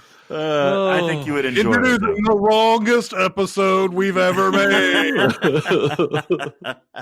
It's a fun movie. I think any of these movies, I'm actually literally going to check out Little Princess and probably Secret of Nim because I have never seen that. Any of these, and I've seen Jeremy's movies. Any of these would just be a delight to throw on at any point. Have you seen Searching for Bobby Fischer as well? I saw that way back in the day. What was it? Did you say it was 93? Yeah. Yeah, I think I saw that in the theater. So at the time, it was geared towards me as a 12, 13-year-old. Mm-hmm. Yeah. So yeah, let's go on to do a question, and then that'll be it. Let's do a question. Question. I got something to say. I want the truth. I'm listening. What are some totally innocuous phrases when said out of the real world that immediately take you to a moment in a movie? One for this person would be "keeps it alive," usually said in sports, although it's fairly rare in the sports that this person watches. Mm-hmm. It always makes him think of basketball, the oft-derided movie that Chris and I really like. Mm-hmm. I think probably because it's said so rarely that I always think of that movie whenever I hear it said. So what are some phrases that bring you to an exact moment in a movie? Anytime someone ends any kind of sentence with "all together," mm-hmm. I think of Airplane, because there is a point where Robert Hayes goes up. They want him to fly the plane, and he's like, yeah, I used to fly planes in the war, but this plane has 4 engines. It's an entirely different kind of flying altogether.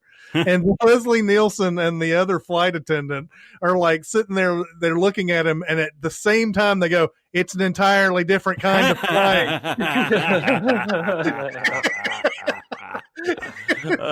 That is so fucking brilliant, man. No, it's so good. They do that all throughout that movie, but yeah, anytime somebody says "all together," I immediately just go to "it's an entirely different kind of flying." I'll just randomly say that just if somebody says "all together." And then if somebody says "not that it matters," which is tying back into our theme today.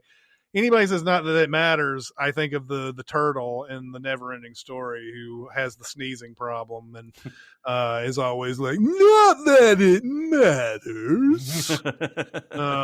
So anytime anybody says that, I immediately go into whatever her name was or his name was, Agora, something, I don't know. Oh yeah, but not that it matters. It's what he always says every time Atreyu is like, "I want to do this and that." Not that it matters. So it's all liar, liar for me in this household, which was one of the first movies that the wife and I bonded over and both enjoy in equal amounts. And there's so many little innocuous things that will just set me off. Like, hang on, I just thought of one and it left my mind. It's so frequently used that I can't figure it out. It has to be. It's when he says the thing in court and about peeing, and if you hold it too long, it can even have trouble getting an erection. The judge is like, "Is that true?" And he can only tell truths. He can't lie. And so he just says, "It has to be." So anytime my wife and I say "it has to be" about anything we're talking about, the other one will immediately go, "It has to be," exactly like Jim Carrey does. Almost anything from that movie will spring to mind. But also another one that always gets me is any talking about inventions or inventing. I go straight to Wallace and Gromit when he says, "I'm inventing mostly." You can't have a conversation about inventions around me without me eventually talking about cheese. Nice. This is the wrong trousers, and they've gone wrong. I've got like an answer that goes to several layers of this question. Because not anytime, because we say it a lot, but a lot of times when somebody says "I love you" to me, or I say "I love you," a lot of times I go, "I love you, always have. I want to marry you," which is from Braveheart. When Braveheart, like that's his name in the movie. Braveheart, right, exactly. When William Wallace takes his first chica out to the pasture. Yeah, exactly. When he takes her out to the pasture, in the middle of the woods to go start banging to propose, he says, she's like, "That's a weird proposition for me." He's like, "I love you, always have. I want to marry you." In a Scottish brogue. This was parodied in basketball. It was. There was a moment where like they're arguing, Matt Stone and Trey Parker are arguing. And they resolve it, and they're like, "I love you, always have." So anyway, that's what it makes me feel like. And a weird one with The Godfather with me is when somebody says you're out, like you're out of the club or you're out of something, that kind of thing. Something that happens infrequently. It reminds me of when Michael Corleone is telling Tom Hagen that he's out as consigliere and that Carlo is in. And it's because it's the funniest line of maybe the entire series of The Godfather. Vito comes over to Tom, and Tom's like, maybe I can help. And that's when Michael says you're out. And Vito sits down and he's like, I never thought you were a bad consigliere. I thought Santino was a bad Don. Rest in peace. He says the worst thing about his son, and then he's like, rest in peace, just as a complete throwaway. So that makes me think of that. I love Brando's performance in that movie. I don't think gets enough credit, if you can believe that, because everybody talks about Al Pacino and James Caan and all that, but Brando, man, he is a powerhouse in that movie. Well, and so much of the story about how he did that performance has gotten out too. So there's of reading the script, reading the script. Yeah, there's like scripts in the drawers, and he's like not wearing pants and whatever. But it's funny the when you said I love you, and I had read your answer. So I knew that you were going to do Braveheart, but in this brief moment, I just realized that I have one when anybody says I love you, and that is South Park Bigger, Longer, and Uncut, where it's I love you. Yeah, another Matt Stone, Trey Parker connection. Yes. So that doesn't even have to be said. Sometimes you can just be like, you say something that's tough for somebody to hear, maybe, or like a little bit of bad news, and they're like just sitting there like taking it, and you're just like, I love you. I love you. I wish I could believe that. Okay. Oh, Saddam. Hey, Satan. Hey, Satan. Okay, well, that's going to do it for this week. Keep going to SinCast presented by Cinemasins on Facebook. We're also on Cinemasins Twitter, Music Video Sins Twitter. We're on SoundCloud, and we're on Discord. And if you want to get on Discord, either go to our Reddit page and find a link on the right side of the page there, or go to our Facebook and private message me, and I will give you a link there. We are everywhere. We are everywhere. Also, I don't know if you put that on there, but it's in the show notes, but go to cinemasincast@gmail.com if you want to email us directly. We've gotten some great questions, found some old friends through that. You can reach us. We have positioned ourselves over the last 5 years in many, many, many, many places. And yes, we are coming up on our 5-year anniversary. Insane. Right? Insane. Every week. But that's going to do it for this week. It's Chris Atkins and Jeremy Scott and Barrett Scher. We'll see you next time. Thanks for listening. Comment on our episodes on our SoundCloud page. Check us out on YouTube, Twitter, Facebook, and Reddit. And be sure to visit cinemasins.com.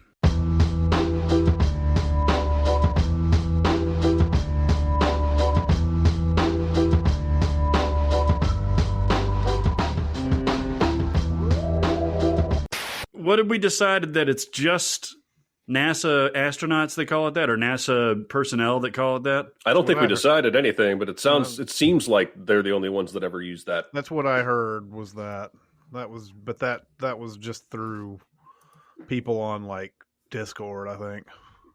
There's probably a couple astronauts there. Yeah. They were probably saying Gemini, and there was probably some guy who's like, hey, I thought this was pronounced Gemini. Shut the fuck up, Steve. Yeah. That's how we end up with Lafayette and Lafayette. This is, it's America. We just do weird shit. Mm-hmm. That's why Nashvillians are super proud of Lafayette. And Santa Fe. That's right. They're like, no, we call it Lafayette around here. They say Lafayette in Georgia, too. There's a whole fucking city called Lafayette. Nah, man. I think somebody would get their ass kicked if they said that. Yep. I browse Pitchfork every once in a while, and just completely randomly, they'll be like, the greatest album, the 100 greatest albums of 1998. Yeah. And of course I'm going to look. I was looking at Pitchfork the other day, and I guess my musical tastes are like some people's movie tastes. Like, oh, well, you think you like some music. I'm like, oh, this is really good, and I'm sure Pitchfork is going to give it a bad grade. But I'm like, why are you giving it a bad grade? And a lot of times I don't understand the reasoning behind it. Like, for instance, okay, I like Keane. Okay, I like Keane, and I like the dude the lead singer of Keane, and when he does. Yeah. What's wrong with Keane? I don't think there's anything wrong with Keane, but like every album I looked up on Pitchfork, 4.5, 5.3, and I was reading the review, and they were like, yeah, they're here for their over emotional solo, like over emotional singing and blah blah blah, and overproduce this and that, and I'm like, what's wrong with what you're saying? Like, what makes it bad? I don't get that. I don't get that. That's them being cantankerous. That's what I'm saying. Like when I'm discussing movies, I can usually discuss what's bad about something, and I might have like a stupid reason for hating something every once in a while. But like singing emotionally, that's bad. He sings too loud. I don't like loud. Because every once in a while when I have it on Epic Awesome Videos, right after that Jules Holland will come on, and it's at this point I've seen all the Jules Hollands apparently that they have ever had, even though there's like 300 episodes, and I just keep seeing the same ones over and over. The M83 one, the one with Kings of Leon on it, the one with and there's one, and I don't know the lead singer of Keane's name, but he there's a couple of songs he does on that, and I'm like, oh, I'm really digging this. I didn't know Alexander Keane is his name. name. Alexander Keane. I'm like, I'm really digging this, and I didn't even know. I thought it was just Keane, but it was just him doing a solo thing. So I looked up the solo album, and they're like, yeah, he sucks. What a weird format. I've never liked the Jules Holland stuff. I appreciate what he's doing, but it's so hard for me to reconcile, like, shifting from like funk blues to like Americana. Yeah, it is kind of weird, but I think that's sort of the appeal of it. It is, and I totally understand it. And there are times where I really do dig it, and you can tell that the artists dig it. Mm-hmm. But it's just like everybody's just sitting there watching each other, and then they go right into it with there's no banter, there's no like, hey, that was really good, by the way. It's just like you perform like a little monkey, and then you're gone. Yeah, pretty much. You hit your cymbals and you go. Jing, jing, jing, jing, jing. Is it ultimately just you just can't appreciate that kind of music if you're older? I feel like that's unfair in some way. You know what I mean? Like, because that some of this music later on is going to be deemed, once all these people who are like 15 and 16 or whatever grow up and they become rock critics and everything, they're going to be like, this is a genius album. It was totally poo-pooed at the time. I'm like, well, gee, what were we supposed to listen to at the time? I know that there's that whole, I know that there's a young ears and old ears thing where we like our stuff that we grew up with, and we like stuff that sort of branches off of that older stuff, and so on and so forth. But feels like to me, I don't know. I like a lot of new music though. I mean, I do too. I just don't know if I'm listening to everything that's going to be, all the rage. Some people just don't. I just don't think they stay open. I think satellite radio has helped me a great deal to stay open and find new music, because back when I just had AM FM, there was really only one station that was it Q101? No, that's Chicago. It was really only Lightning 100 was really only the station that played a kind of music I really liked. And then there were a couple pop stations, and then a bunch of country, and maybe a hard rock station. I was limited in what new music I was being exposed to, and satellite radio has blown that up for me. I have a massive playlist going on YouTube that is just every time I find a new song that I like on satellite radio, I add it to the playlist, and it's there's not a single like U2 or Counting Crows on there, baby. It's all shit I never heard of before 5 years ago. Yeah. Yeah, see, and I like Billie Eilish a lot. I do too, and that video is fucking awesome. I do too, but do you think that we all know at least one person, I think, that when Springsteen comes to town for 3 nights, goes every single night, right? Everybody knows a guy like that, right? Is that guy listening to Billie Eilish? No. That guy is listening to Springsteen every day, and that's fine. I'm just trying to explain sort of the pitchfork mindset is that, I think new music is often seen as too new to be trusted as great. Yeah. I agree. Well, and also, you've got to think about this, too. They're listening to this album, maybe twice at most? Mm-hmm. They'll tell you probably 20, but no way. Yeah, and I can't imagine that they're sitting there listening to something that on initial listen, they're like, oh, I don't like this. And then the second time, they're giving it a fair shake. And, you really have to, albums are like things that you try at the grocery store, right? You have to have them in your house. You have to live with them for a while before you really go, that is something that I like, or that's something I really am not going to get anymore. And everything. And that's the way albums are. Albums are like, in the first couple of listens, you might be like, I don't know. I kind of like that one song. And maybe this other one. And then all of a sudden you're like, oh, wait a minute, I like this one too. And that one. And then it takes a few listens before you're like, oh, okay, yeah, this is a bad album, actually. I hated that Harry Styles Adore You song until I didn't. And now I fucking love it. Right? I was like, this is a step backward. Oh, yeah. Suddenly. Suddenly the magic has come in. Chris Pine is also in that movie, by the way. So Olivia Wilde directing, Chris Pine, Florence Pugh, and Harry Styles. I'm fucking there for that. A lot of sexy. You had me That's at a Chris lot of Pine. The director is sexy, and everybody involved is sexy. You had me at Chris Pine. Mm-hmm. Yeah, you like that guy a lot. Did you ever watch Jack Ryan's Shadow Recruit? Yeah, you've asked me that before. I haven't seen it. I haven't seen it after recently. I was effusive in my praise. No, I have not. No. All right, fine. Just fine. Fine. Yeah. Fine. Be that fucking way. Fine. Fuck you. What is your conspiracy theory? Yes, hit us with the COVID. It's pretty simple. I think it's pretty simple. I thought from the beginning, when you didn't hear anything from training camp, like no positive tests, and then you started playing games of week 1 and all that, no positive tests, confirmation. Then week 2, no positive tests before we started our thing. And then, week 3, the Saturday tests all came back negative. Then today we hear limited number of cases, 1 team.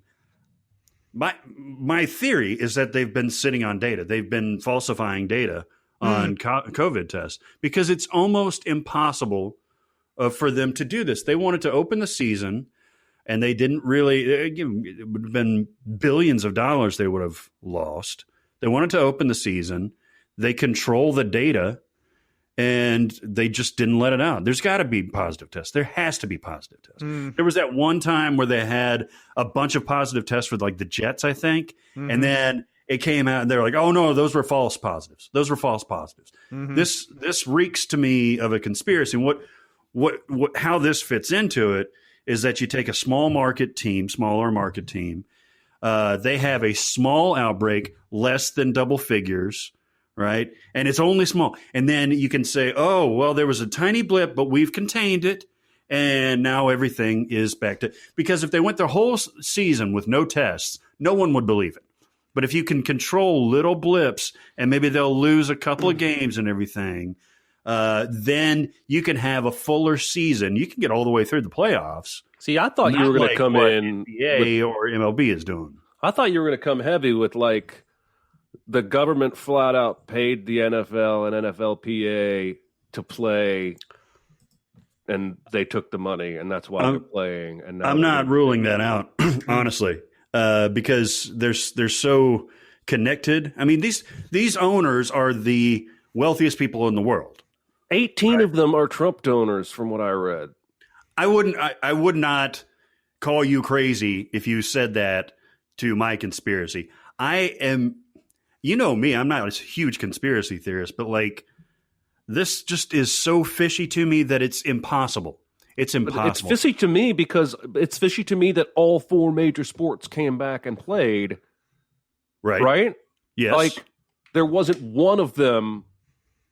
And now you got the Big Ten, which we're not going to play, and then suddenly 2 weeks in, oh shit, we better play. Well, because you start seeing the money that you've lost. It's the money is driving everything. The money is driving everything. This does not make sense to me. COVID is going up again. Yes. You know, there's no fucking way. Okay, and here's my smoking gun, basically. You don't think, okay, so NFL, maybe you can trust half of these guys to go home, fuck their wives, stay in quarantine and then go back to the stadium, and that's it.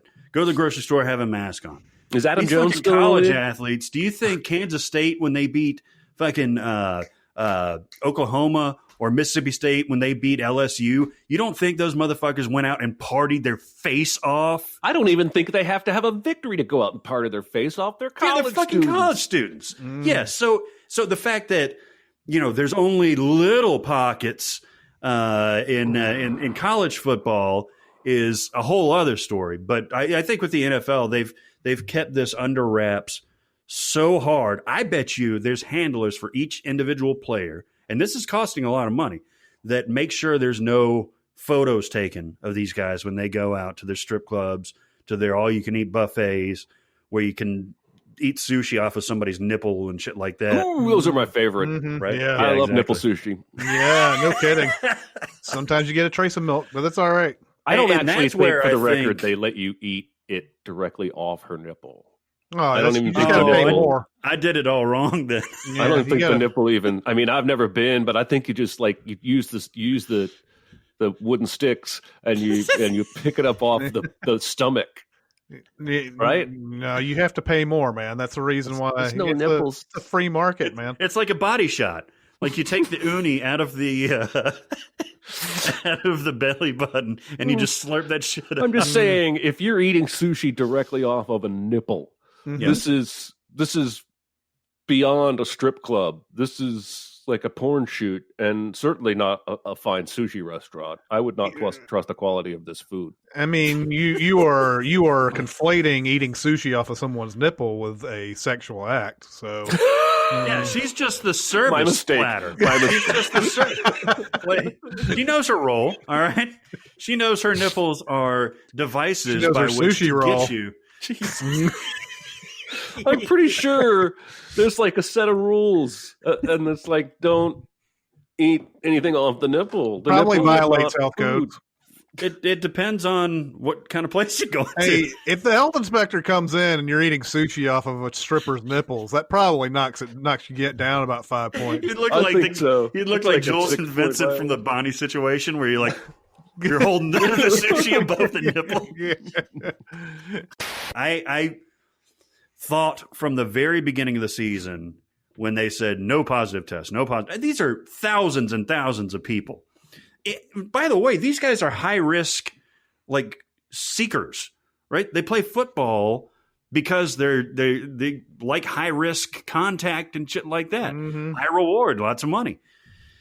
It doesn't work. I think there's going to be a scandal over that'll be discovered 5 years from now, where it's like the NFL covered up, 25,000 COVID cases, and we'll be like, whatever. They played their season, and Green Bay won the Super Bowl.